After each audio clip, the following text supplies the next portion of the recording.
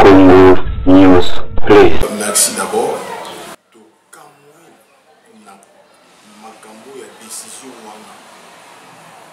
Crise ya oyo batu baza koloba coronavirus une crise mondiale. Donc bamboka misusu bazali kaka kotirer expérience na bamboka oyo ba réussir na crise wana. Donc makambo mingi ba misusu baza kosala baza ko réfléchir te baza kaka ko copier oyo ezosalama na bamboka misusu. Mais awa na RDC surtout na ville à Kinshasa de constater que la population azali abandonnée dans un pays de la honte parce que il y a un problème sérieux, il y a gouvernance. Aujourd'hui confinement ezali secret mogoté batu nyonso bayebi que il faut tozwa ba disposition pratique to fanda na bandako. Donc l'État azali wana pona ko accompagner. Mais ce qui est l'État a commis ko rendre ba mesure wana que asa ko respecter parole na yete. Il y a un problème. Donc tolobi boye batu na mokili baza ko kamwa makambo oyo salama na Congo ezali irresponsabilité. Parce que monsieur Félix Antoine Tshilombo a lancé une mesure à observer. Monsieur Félix Antoine Tshilombo a lancé l'état d'urgence. Et c'est que le gouverneur va accompagner la mesure. Il y a une commission technique dirigée par le professeur Mouyembi. Donc, l'État a un service mingi pour asala likambo afin d'ici la commission batala le pour et les contre il y a des mesures on a pour l'intérêt il y a population. Mais ceux qui ont moni gouverneur a dû mesure et avant 24 heures à revenir dans mesure on donc tout le monde que peuple azali na insécurité par rapport à la maladie oyo ezali ko secouer le monde. Donc une fois de plus, de monique que le problème de la gouvernance est réel. Ça veut dire quoi? Batu mingi bazo diriger liso ba komi wana na volonté ya batu, pas na volonté ya population. C'est ainsi que bazali plus entouré na ba bana na bango, ba cousin na bango, ba ndeko na bango ya famille et non na ba expert oyo bazali outillé une expertise selon le secteur. C'est ainsi que Bozomona, erreur, c'est un peuple, une population abandonnée.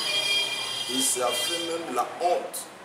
Parce que quand la mingi était à moins d'une semaine, le gouverneur Yakatanga, il a besoin de il y a eu vie, il y a des mesures,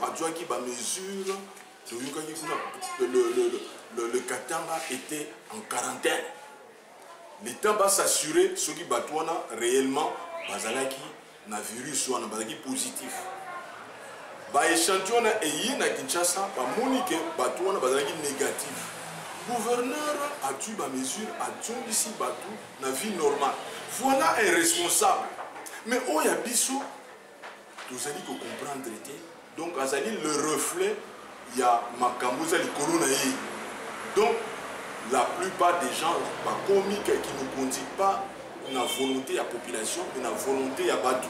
Dans l'intérêt de la population, quand l'État a dû mesure à corriger à maintenir, parce que le confinement, c'est parmi les mesures, il y a prévention pour la maladie et panzanate. Donc, à Koka qui n'a eu qu'on maintenir, mais corriger en gros. Donc, là, tu vivre na acte mo babenga ya démission. Nengi to yoki na ba radio à Libanda soit disant ba soda ba nyai go se révolter. Non, pas qu'on c'est la ba soda na biso ba makamute. Nos militaires, nos policiers, ce sont des responsables.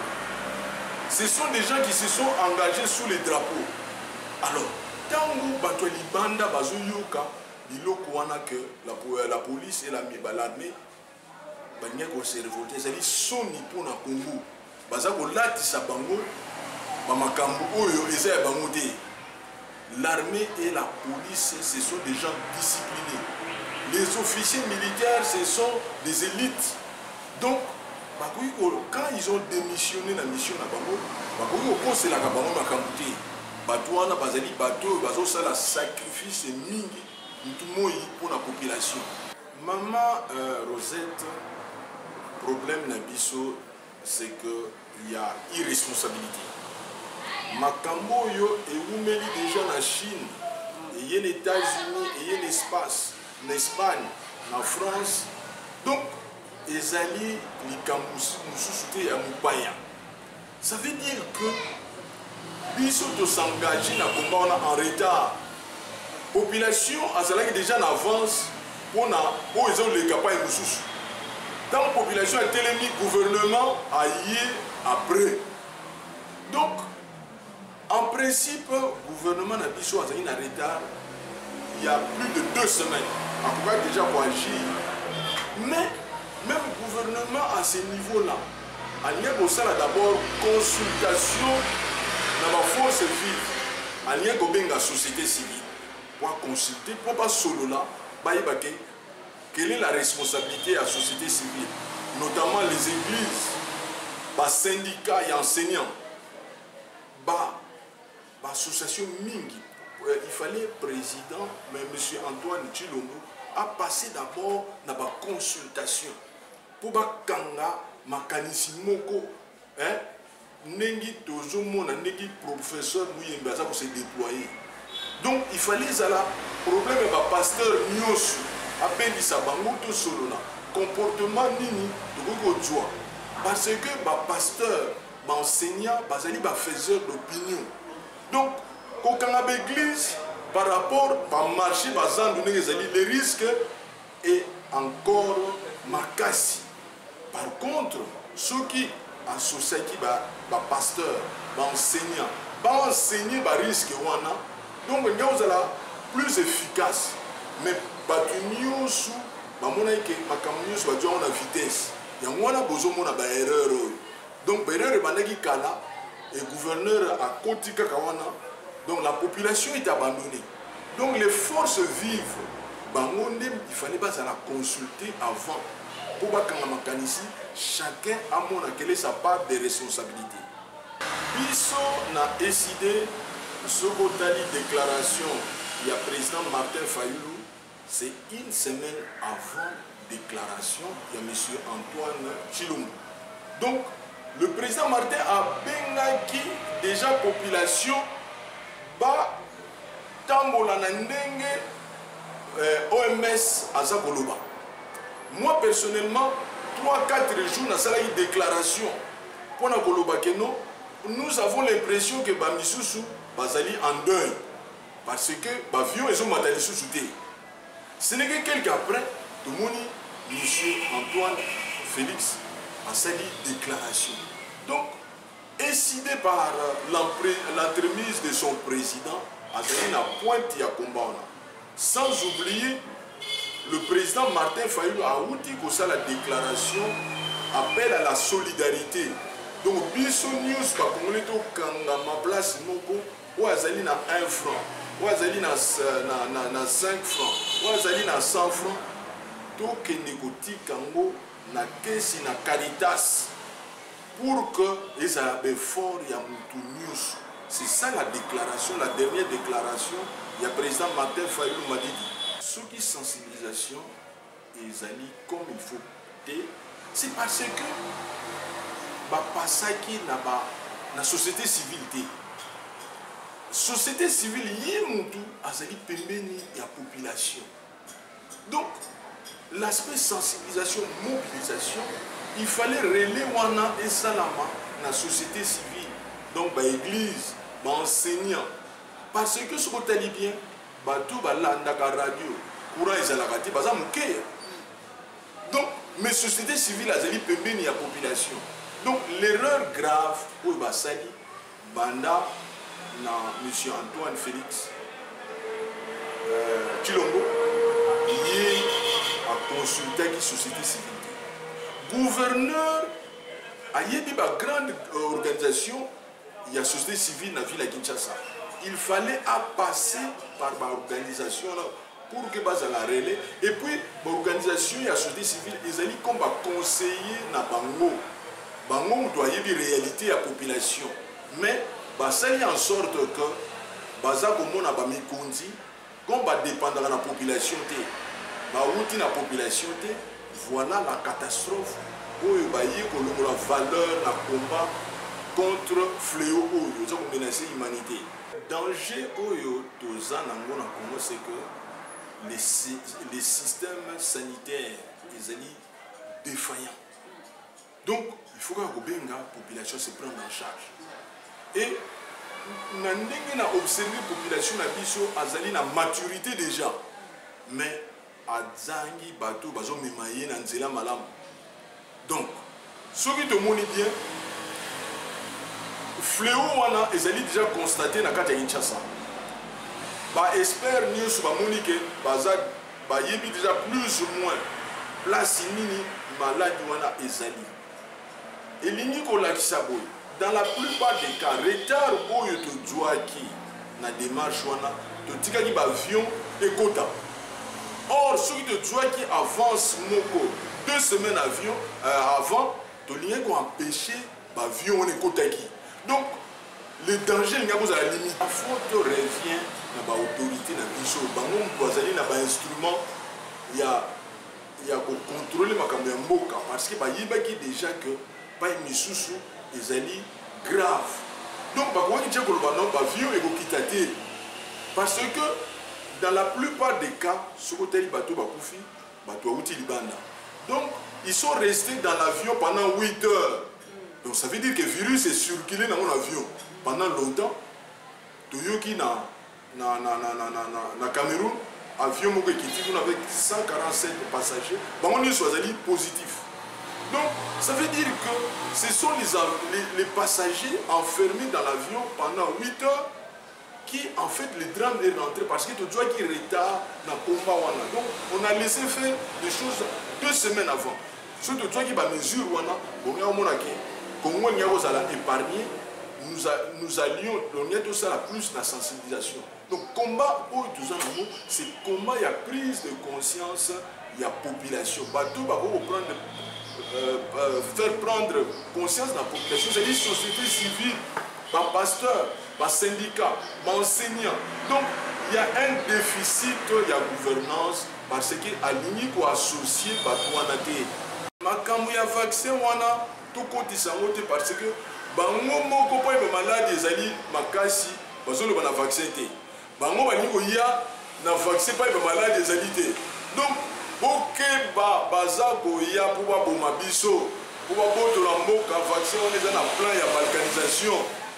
Famille et ça politique maman parce que on n'a pas eu ma cambozali toujours qui n'a deux vaccins bâti mais biso et ça parce qu'il a besoin vaccin donc vaccin on a ils ont na bateau kaka bazala qui à la base il y a balkanisation et ça la virus aussi ils allaient ba guerre biologique ils allaient ba microbes fabriqués dans un laboratoire militaire pour aussi sa population alors bango bazo en Afrique comme un terrain favorable. Il y a expérimenté bilo kwa news. Donc comme un système keba congolais. Toujours système à la mouka. Kola la té. Kaka kri na biso la mouka. Biso bureau a décidé de suspendre la réunion news. Mais de lobby population azali n'a besoin il y a pas assister. Donc, on s'est dit, nous faut faire pour répondre à nos préoccupations, il y a population. Toutes les réunions sont suspendues selon les instructions, il y a il y a parti. C'est la question. Parce que les conditions sociales sont respectées. Il peut faire même 1 mois, il peut faire même 2 mois. Mais pas une abysse, ce n'est pas le cas. Classe politique congolaise, Baoba gouverner pendant 18 ans, Basali, peuple congolais, a la moumbu ya kolia. Donc il ne réfléchit pas pour de grandes choses. Azali ko réfléchir justement pour na koluka biloko akolia. Donc il doit sortir chaque jour. Ce qui abimi nde azu eloko akolia. Ce qui abimi te azu eloko akolia te. Sengele koyeba que nombre ya bato oyo bazali kokufa pe na Afrique na Congo pour na malnutrition ezali pe très élevé. Oyo parfois bato musu bazali kolobela ngo te. Bazali komona bato bazali kokufa même na ba prison, bato bazali kokufa po na nzala. Il faut pas dire que nzala ebomaka te. Nzala ezali koboma. Maintenant tango bato bazali kokota katikati na ndako, bazali koya kofana na ndako. Le problème c'est que bakolia nini. Mesure ya gouverneur ya ville province ya Kinshasa, alobaki bato bafanda pendant 4 jours et puis babima. Mais on se pose la question de savoir est-ce que tango bato bakofanda 4 jours parce que j'ai un petit oyo lobby ayebaki na koteka télévision na ye pour na kosomba provision. Ateki télévision parce que azana eloko te. Azana musala te, ateki télévision. Mais dis-moi, ateki télévision pour qu'il asomba sac à l'os, pour qu'il asomba biloko. Ati yango na ndako. Ali yango. Tango akoli yango pendant 4 jours. Biloko wana esili. 6e jour, 5e jour na 6e jour. Tango azali kobima. Pona kobima pendant 2 jours. La question qu'on se pose, Congolais a kozwa biloko akolia wapi? Pour cette question. Parce que tant que bato babimi, on lobby que 5e na 6e jour babima. Mais bazali kobima, bakoluka nini? Parce que na 2 jours wana kosala musala nini? Oyo kopesa il so mbongo musu pona kosala provision. Et kosenga ke parce que ateka ki télévision, tango azozonga na kati, akende koteka bakiti. Tango akozonga lisusu, aketeka maputa ya mwasi. Finalement, vous êtes sur le côté et confinement, et allez continuer. Quand on a beau confinement, mais la ligne confinement est en ordre au Yesengel. Bah, que confinement, ils allaient sous forme de prison. Ils allaient le col à garder bateau na karikati na boloko. Alors, tant que vous allez garder bateau, il faut bateau na bazar boloko à colia. Régie des eaux, balobi qui beau foutate, maï, beau foutate courant. Mais place musu maï zalagate. Bako bénéficier nani. Place musu courant zalagate. Bénéficier na nini mais nakoya koyebisa yo tango kozonga lisusu tango 2 mois wana ekosila batu ya régie des zones batu ya kora bakomatisa lo prix bakomatisa ba facture pour que boye bana kofuta 2 mois wana d'une manière ou d'une autre. Est-ce que mesure wana ekozala bazwa ki mesure que après 2 mois facture ya courant na mai et matate mais vous pouvez payer ça d'une manière ou d'une autre. Wana des allés soutien ya gouvernement pour le peuple. Moi je ne pense pas. C'est une bonne chose mais ce qui mesure yango et que ça a vraiment suivi à la lettre mais elle a raté que bon pessi na droite bon botoli na gauche parce qu'on peut le faire mais surtout et ça qui bino que tous allés na karikati na gouvernement ba bengi yango FCC cash mariage contre nature mutu musu azali kolanda autorité morale mutu musu azali kolanda président de la République c'est ça le fruit donc le gouvernement bazali ko se concerter on prend une décision c'est réveille un certain matin akolo ba kena kangi bino nyonso na bandako bofandi sans que base à la consorter, est-ce qu'il y a étude vraiment à faisabilité? Vous voyez que le gouverneur de la ville, province de Kinshasa, a échoué place Mibale. Notamment, d'abord, il y a les Bosso, ils allaient Kin Bopeto. Est-ce que vous avez Kin Bopeto, ils allaient Kin Bopeto. Pourtant, dans le quartier, ils allaient quand même quartier, c'est qui est la propre. C'est que Kin Bopeto, ils allaient. Pourquoi? Parce que mesure, il y a application. Il y a Oyazwa Kiwana et Zalaki était dans un local de Bosso Bassaka d'abord étude de faisabilité, étude de salaire-marketing. C'est tout qui a calobé qui ne peut pas. C'est pourquoi Kinshasa s'allait pour péter. Et là, pour que ça soit propre, il faut faire étude. Ndeko bima bien. Au moins, tango mutazo tonga lupango, azo tonga nda kuna yé un étage, akobenga architecte non? Aya kopesa yé forme anda kuna ngana lingi boye, mutuana ya mayele, apesi yé likanisi. C'est comme ça qu'on peut construire. Mais tant que vous avez déposé caillasse et ainsi de suite, sans étude de faisabilité, vous pouvez avoir des matériels, mais au sein de l'eau malongate, au sein de l'eau malamute. D'où Batika la gamutu mayele, après son mayele ne sikawan. Ça c'est un. De deux, ayeko bimisa makambo ya confinement, yemoko a révoqué ango. C'est-à-dire qu'il y a des décisions dans la précipitation. D'abord, il y a les Bosso a constaté que directement, prier Mati et Biloko Nyos. Donc, il y a des gens qui ont mesure oyo, biloko ko matapri. C'est qu'il y a ça la bétuite. Tant qu'on a joué ça bateau que bazali ko kende ko fana na bandako. biloko oyo utaka lufu biloko oyo utaka je ne sais pas ce qui wape ko ya lisusu te ayeba kite ke prier komata. Il devrait faire des études mais manque ya ko sala ba étude wana nde azwaki directement mesure et azwi mesure tala lelo ndenge yemoko kaka sali ata une journée te bala moko a retiré yango. C'est le problème. Donc tous allez conseiller gouverneur ya ville province ya Kinshasa ya ko salaka avant ya ko zwa mokano songolo pakala a se référer à kana bureau d'études na ye.